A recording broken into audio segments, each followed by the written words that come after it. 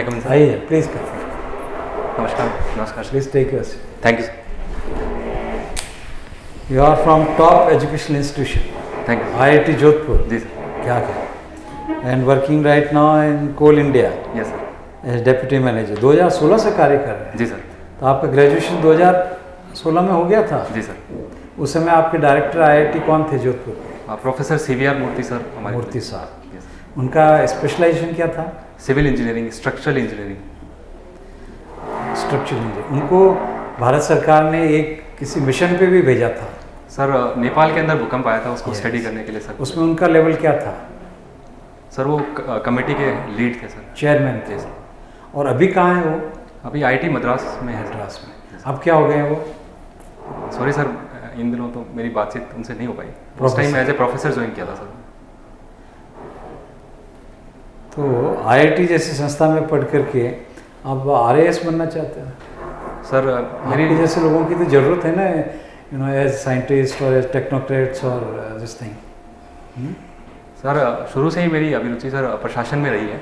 और सर उसके साथ सर जो रिन्यूएबल एनर्जी का क्षेत्र है, जिसमें राजस्थान में असीम संभावनाएं हैं, सर उसमें भी मैं एज ए प्रशासक अपनी सेवाएं देना चाहता हूँ। और सर कॉलेज से पास आउट होने के बाद भी मैंने विदेश में जाकर सर मेरा नेशनल इंस्ट्रूमेंट्स में भी प्लेसमेंट हुआ था सर। मैंने कोल इंडिया को चुना और अभी तक मैं सर कोल इंडिया में अपनी सेवाएं दे रहा हूँ सर। कोल इंडिया में तो आप डिप्टी मैनेजर की पोस्ट पे हैं। जी सर। इस समय टोटल आपका पैकेज कितना है, अमाउंट? सर जो बेसिक सैलरी है सर वो 70,000। बेसिक नहीं, टोटल मिला के। टोटल सर जो 1,30,000 के आसपास सर जो पर प्लस पर्क्स भी होंगे? जी सर। क्या क्या है perks? Perks sir cafeteria approach के माध्यम से सर 35% बेसिक सैलरी का पर्क्स में इंक्लूडेड। तो यहाँ तो आगे बड़ा लॉस होगा, करीब करीब 60-70 हज़ार रुपये का लॉस होगा मंथली। सर RS एक प्रतिष्ठित सेवा है सर, और ये एक बहुत अच्छा करियर ऑप्शन है सर। और इसमें भी सर फाइनेंशियल स्टेबिलिटी भी है सर। और उसके अलावा सर जो RS है सर, उसमें राजस्थान सरकार के द्वारा विभिन्न जो RJHS जैसी योजनाएं हैं सर, वो उसके माध्यम से चिकित्सा और पेंशन, जो ओल्ड पेंशन स्कीम है उसके माध्यम से पेंशन की सुविधा भी है सर। कोल का फ्यूचर क्या है? सर नीति आयोग की जो लेटेस्ट रिपोर्ट है उसके अकॉर्डिंग सर हम 2040 तक जो कोल का प्राइमरी एनर्जी सोर्स में जो यूटिलाइजेशन है सर वो अराउंड 34% तक चला जाएगा। उसके अलावा सर जो प्रधानमंत्री मोदी जी का जो COP 26 में उनका जो कमिटमेंट है कि we will go for net zero by 2070। By 2070 अभी कौन से देश ने घोषणा की है कि next only 2-3 years they will stop, 2030 में ख़त्म कर देंगे? सॉरी सर, मैं इस मामले में UK। Thank you. हालांकि वो चर्चा का विषय। UK के प्राइम मिनिस्टर कौन है? सर ऋषि सुनक जी वहाँ के प्राइम मिनिस्टर। और उनके फादर इन लॉ कौन है? Shri Narayan Murthy. You are very well. आप अभी वहाँ से आए हो, नागपुर से? जी सर। नागपुर के अंदर कोल माइंस का नाम क्या है? सर अलग अलग कोल फील्ड है सर, जिसमें मैं पोस्टेड हूँ सर। उसमें Kolar Pipri open cast project है, उसके अलावा Ukhni open cast project, Junad open cast project जो गोदावरी रिवर वैली में स्थित है। जो तेलंगाना में जाती है उस कोल माइंस का नाम क्या है? Singareni collieries company limited. ठीक है। आप अभी कोल इंडिया लिमिटेड में काम कर रहे हैं। जी। मुझे 2 प्रश्न कोल से रिलेटेड। एक तो क्या कोई इकोनॉमी में बहुत चेंजेस आ सकते हैं कोल की इस कंपनीज को लेकर? इकोनॉमी पे क्या फ़र्क पड़ रहा है? क्या ये सस्ता फ्यूल है? मैम कोल वर्ल्ड का सबसे यूनिफॉर्म डिस्ट्रीब्यूटेड एनर्जी सोर्स है। और उसके अलावा लोकल एरिया में मैम जो कोल कंपनीज हैं उनकी काफ़ी प्रेजेंस है। तो जो कोल फील्ड एरिया हैं वहाँ सिर्फ कोल इंडिया के द्वारा CSR के माध्यम से तथा डिस्ट्रिक्ट मिनरल फाउंडेशन के माध्यम से बहुत सारे कार्य किए जाते हैं, तथा जो स्टेट जो गवर्नमेंट है उसको काफ़ी रॉयल्टी मिलती है, जिसके माध्यम से उस क्षेत्र का विकास होता है। तो अगर हम इसमें बंद करते हैं तो इस सब चीज़ों पर बहुत फ़र्क पड़ेगा। 2 तरह का कोयला जानते हैं जो कि जनरल पब्लिक है कि एक तो लकड़ी वाला होता है और एक पत्थर वाला कोयला होता है। दोनों में क्या डिफरेंस है? मैम जो पत्थर वाला कोयला है वो सेडिमेंट्री रॉक है जो हम माइन करते हैं, और जो लकड़ी वाला कोयला है मैम वो जो कार्बन सोर्स है उसको बर्न करने के बाद में जो रेजिड्यू बचता है लिमिटेड ऑक्सीजन में, उसको बोलते हैं। पोल्यूशन किस में ज़्यादा होता है? मैम पॉल्यूशन डिपेंड करता है, वैसे जनरली जो लकड़ी वाला कोयला है उसमें पॉल्यूशन ज़्यादा होता है। राजस्थान में बहुत सारी योजनाएं चल रही हैं, कुछ फ्लैगशिप योजनाएं हैं। फ्लैगशिप योजनाएं कितनी हैं? टोटल 33 फ्लैगशिप योजनाएं राजस्थान में अभी हैं। 32 या 33?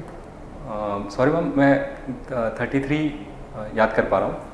हाँ, एक और ऐड हो गई थी, एक और ऐड कर दी उसमें 33। आपको कौन सी स्कीम बहुत ज़्यादा अपील करती है? मुझे मुख्यमंत्री चिरंजीवी स्वास्थ्य बीमा योजना मुझे काफ़ी अपील करती है, क्योंकि ये स्वास्थ्य जो एक बेसिक ह्यूमन राइट है वो सारे सिटीजन्स ऑफ राजस्थान को प्रोवाइड करता है। और जो चिकित्सा के माध्यम में जो आउट ऑफ पॉकेट एक्सपेंडिचर के कारण जो लोग गरीबी रेखा से नीचे चले जाते थे, एक क्वालिटी चिकित्सा सुविधा नहीं मिल पाती थी, वो ये अफोर्डेबल और फ्री ऑफ कॉस्ट उपलब्ध करवाती है। ताइवान और चाइना, इसमें क्या इश्यूज हैं और इससे भारत के रिलेशंस पे क्या फ़र्क पड़ता है? Ma'am Bharat one China policy को फॉलो करता है, उसके अकॉर्डिंग चाइना और ताइवान एक ही पार्ट हैं। और लेकिन अब हमें जो हमारी चाइना की प्रति जो विदेश नीति है उसमें थोड़ा सा पैराडाइम शिफ्ट करना पड़ेगा, ताकि ताइवान के साथ भी हमें हमारे रिश्ते इंप्रूव करेंगे, ताकि हम चाइना की जो प्रेजेंस है वो काउंटर बैलेंस कर सकें।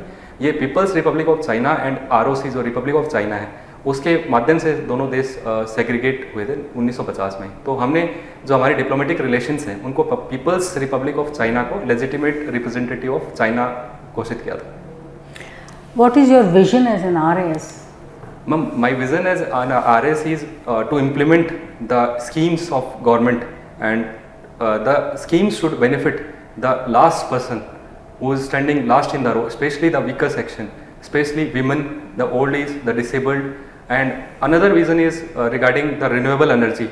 The Rajasthan has lot of potential in renewable energy, and if we harness that, we can be the greenest and cleanest state of India. Good. Sir, Agniveer क्या है ये? सर अग्निवीर भारतीय सेना में जो सैनिक हैं उनको भर्ती करने के लिए एक नवीन स्कीम है, जिसके तहत जो 4 वर्ष के लिए सर सैनिकों को भारतीय सेना में प्रवेश दिया जाएगा। उसके बाद में 50% अभी रिटेंशन रेट के साथ सैनिकों को इंडक्ट कर लिया जाएगा। 50%? अभी सर इसमें इन प्रिंसिपल एग्रीमेंट 50% का हुआ है सर, पहले बेसिक में 25%। स्टूडेंट्स को क्या फ़ायदा है ऑप्ट करने से? सर जो आर्मी की जो ट्रेनिंग होती है वो एक व्यक्ति में डिसिप्लिन इंडक्ट करती है, उसके अलावा बहुत सारी स्किल्स हैं जो आर्मी की ट्रेनिंग सिखाती है। तो अगर कोई व्यक्ति अग्निवीर के बाद में ऑप्ट आउट करता है तो वोकेशनल कोर्स के माध्यम से वो सिविल क्षेत्र में सर बहुत अच्छा कर सकता है। यूक्रेन वॉर कौन कौन से कारण रहे हैं? सर इमीडिएट जो कॉज था, जो प्रेसिपिटेटिंग फैक्टर था रशिया यूक्रेन वॉर का, वो ये था कि जो नेटो की मेंबरशिप यूक्रेन चाह रहा था, क्योंकि ये यूक्रेन चाइना रशिया के सर क्लोजेस्ट रहा है, तो रशिया अपने क्षेत्र में सर किसी भी अन्य विदेशी शक्ति का प्रभाव नहीं चाहेगी। कोल कौन कौन से एनवायरमेंटल इश्यूज हैं? सर कोल में मेनली सर डस्ट का एक इशू रहता है। जो ओपन कास्ट माइंस होती हैं सर उसमें विभिन्न एक्टिविटी जैसे एक्सकवेशन है, डिस्पैच है, उसमें डस्ट काफ़ी प्रोड्यूस होता है। दूसरा सर जो वाटर टेबल है, जो हम माइनिंग करते हैं तो उससे उस क्षेत्र का वाटर टेबल भी डाउन होता है। लेकिन सर जो कोल इंडिया है और अन्य कंपनीज़ हैं वो एनवायरनमेंट जो क्लियरेंस है उसके अकॉर्डिंग जो continuous air ambient quality monitoring system तथा अन्य जो जल संयंत्र जल के जो बचाव के लिए पॉन्ड्स एंड सेग्रीगेशन ऑफ जो ब्लैक कॉटन सॉइल है, तो उसके माध्यम से सर एनवायरनमेंट को बचाते भी। कभी चास नाला का नाम सुना आपने? ये सर चास नाला का नाम सुना। कोल से क्या रिलेटेड है वो? सर वहाँ एक मेजर एक्सीडेंट हो गया था जिसमें यूजी माइन में सर अराउंड 380 लोग ट्रैप हो गए थे। ह्यूमन राइट्स क्या होते हैं? Human rights and fundamental rights, इसमें किसको ज़्यादा आप महत्व देते हैं? सर मैं ह्यूमन राइट्स को ज़्यादा महत्व देता हूँ, क्योंकि human rights are those rights which a person enjoy just by being virtue of a human, while sir fundamental rights constitution से डिराइव होते हैं। सर सबसे पहले व्यक्ति की जो बेसिक नेसेसिटी है वो ह्यूमन राइट है, क्योंकि पहले उसकी एज ए ह्यूमन एग्जिस्टेंस होनी चाहिए, और उसके बाद में as evolve democracy sir constitutional fundamental right. What is your view about, आजकल एक नया टर्म चल रहा है, बुलडोजर जस्टिस? सर मुझे लगता है कि justice delayed is justice denied, but on the other hand justice होते हुए भी दिखना चाहिए सर। तो मैं बुलडोजर जस्टिस को फेवर नहीं करता हूँ, मैं कोर्ट के माध्यम से जो प्रोसीजरल एस्टेब्लिशमेंट है उसके अभी किसी हाई कोर्ट ने क्या बोलते हैं सो मोटो इसका कॉग्निजेंस लिया, वो कौन सा हाई कोर्ट था और सर, किस? चंडीगढ़ हाई कोर्ट ने इसका सो मोटो कॉग्निजेंस लिया वो पढ़ा है ऑर्डर आपने? सर पूरा ऑर्डर तो मैं नहीं पढ़ा, लेकिन सर जो पढ़िए उसको, एक्सेस इट मिल जाएगा, जी sir, moment to write it will come. जी सर, उसमें क्या लिखा गया है और क्यों, रीज़न भी लिखा है उसमें। So you are for rule of law.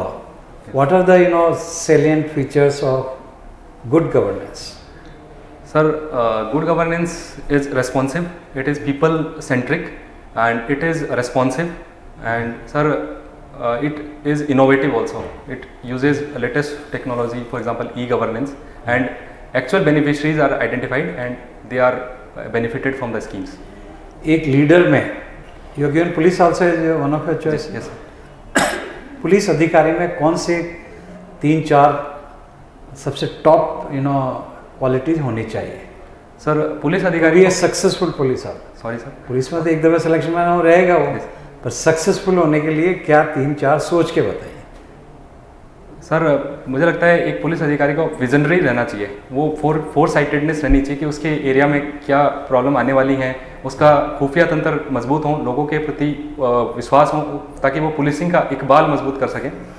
उसके अलावा सर पुलिस अधिकारी एक quick decision maker and implementer होना चाहिए, क्योंकि जो पुलिस से रिलेटेड जो समस्याएं आती हैं वो अचानक आती हैं, वो कोई प्री प्लान नहीं रहती, तो वो एक क्विक डिसीजन ले पाए तथा भीड़ को नियंत्रित करना, लोगों के अंदर कॉन्फिडेंस बिल्डिंग मेजर रखना, ये मुझे लगता है सर एक पुलिस अधिकारी के अंदर रहना चाहिए।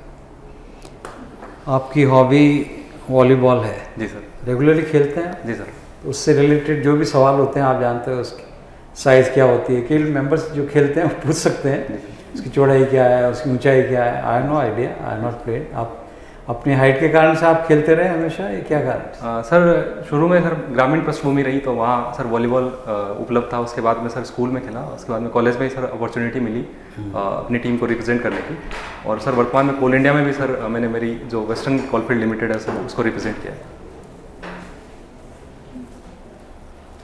तो I think you will do very well.